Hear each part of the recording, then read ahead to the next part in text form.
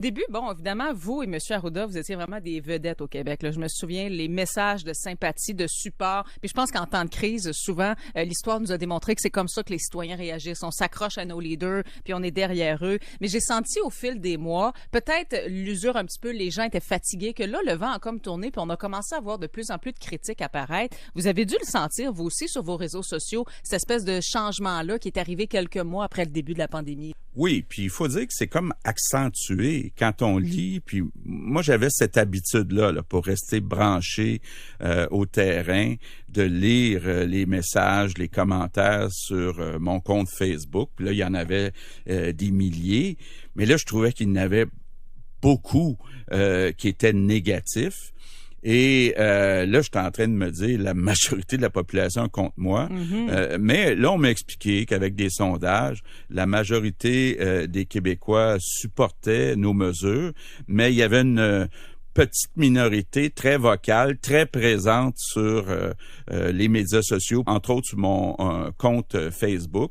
Mais c'était difficile parce que c'était impossible de plaire à tout le monde parce qu'il y avait une partie des Québécois qui disaient qu'on en faisait pas assez, puis l'autre qui disait qu'on en faisait trop. Ouais. Donc, trouver l'équilibre, là, c'était difficile. Puis je comprenais fermer des entreprises. J'étais moi-même entrepreneur. Imaginez-vous, vous montez une clientèle autour d'un restaurant, puis là, du jour au lendemain, c'est pas de votre faute. On vous dit faut fermer le restaurant. Je comprends que c'est dur. Il y a eu un peu de tout. C'était une expérience là inédite. C'était comme une crise historique. 2020 va faire partie de l'histoire. Vous avez eu l'occasion quand même d'être quelques mois un premier ministre qui voulait réaliser les projets pour lesquels il avait été élu. Ensuite, la pandémie est arrivée. J'imagine que votre quotidien a changé un petit peu. Oui. Moi, j'avais 5 priorités. L'éducation, l'économie, la santé, l'environnement, puis la culture. Et on était bien partis là pour la première année et demie. Une grosse partie de nos promesses électorales étaient réalisées, puis le reste, on était en train d'y travailler.